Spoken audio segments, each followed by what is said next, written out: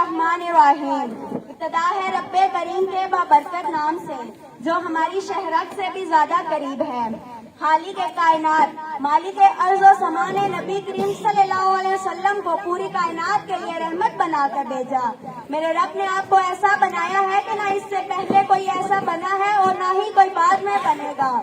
सबसे आला, सबसे अजमल, सबसे अफजल, सबसे आला, सबसे अदवा, सबसे अनवर, सबसे आअल, सबसे अहसब, सबसे अनसब, तमाम कमालात मिलकर भी आप सल्लल्लाहु अलैहि वसल्लम की शान को बयान करने से कासिर हैं, क्योंकि अल्लाह रब्बुल इज्जत ने कुरान मजीद में इरशाद फरमाया, ऐ महबूब हमने आपके जिक्र को बुलंद कर दिया है। जिस हस्ती का जिक्र मौलाए कायनात बुलंद करे, जिस हस्ती पर अल्लाह की जात दुरूद भेजे, जिस हस्ती का जिक्र अल्लाह सारी आसमानी किताबों में करे, जिस हस्ती का उठना बैठना चलना फिरना सोना जागना खाना पीना करवट बदलना कुरान के मुताबिक हो, उसकी तारीफ बयान करना मुझ जैसे अदना हैसियत इंसान के लिए मुमकिन नहीं। मोहम्मद मुस्तफा आए बहार अंदर बहार आई, मोहम्मद मुस्तफा आए बहार अंदर बहार आई, ज़मीन को चूमने जन्नत की खुशबू बार बार आई। आप तो वजह तहलीके कायनात हैं, आप तो पैगंबरों की दुआ हैं। आप सल्लल्लाहु अलैहि वसल्लम तशरीफ लाए तो अजीम बादशाहों कैसरो कसरा के महलों के मीनार टूट गए, दुनिया के बुनकदों में आग बुझ गई।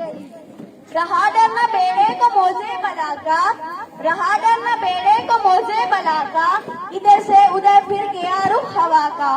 मौजूद सामाईन, जिस नबी की शान इतनी बुलंद है कि मौत का फरिश्ता भी पूछ कर आए कि ऐ मोहम्मद अल्लाह ने कहा था इजाजत दे तो साथ ले आना वरना वापस आ जाना, और मेरे नबी ने क्या खूब जवाब दिया, ऐ इस्राइल मैं तेरे साथ जाने को तैयार हूँ, लेकिन रब से पूछ मेरे बाद मेरी उम्मत का क्या होगा। ऐसे में जहन में सवाल पैदा होता है, इस नबी की फिक्र अपनी औलाद से ज्यादा उम्मत के लिए थी, उस नबी की मोहब्बत के क्या तकाजे होंगे। उस बुलंद शान वाले नबी की मोहब्बत का तकाजा तो वो भी पूरा कर सकता है जिसे सिर्फ एक वक्त का खाना मुयसर हो, क्योंकि नबी की मोहब्बत का तकाजा तो सिर्फ इतना है कि नबी के बताए हुए तरीकों के मुताबिक जिंदगी गुजारे, और नबी का तरीका था कुरान का तरीका। नबी की मोहब्बत का तकाजा है जो नबी ने कहा वो करें, जिससे रोका उससे रुक जाए।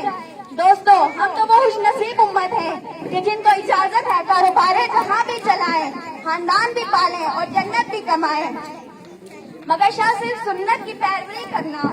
अल्लाह रब्बुल इज्जत ने कुरान में ज़ाब्ता हयात दिया।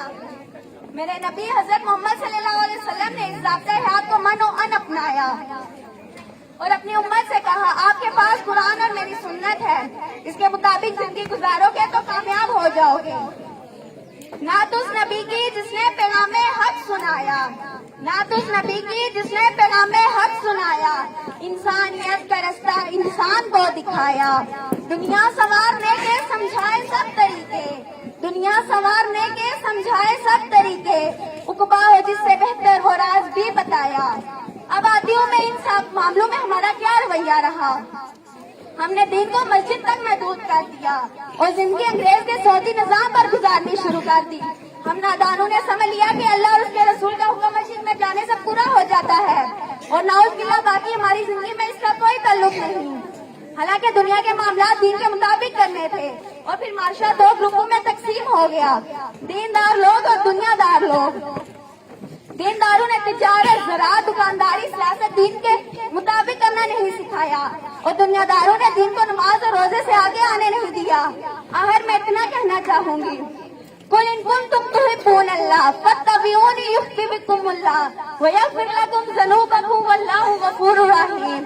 ऐ हबीब आप फरमा दें, अगर तुम अल्लाह से मोहब्बत करते हो तो मेरी पैरवी करो, अल्लाह तुम्हें अपना महबूब बना लेगा और तुम्हारे गुनाह माफ फरमा देगा और अल्लाह निहायत बख्शने वाला मेहरबान है। शुक्रिया।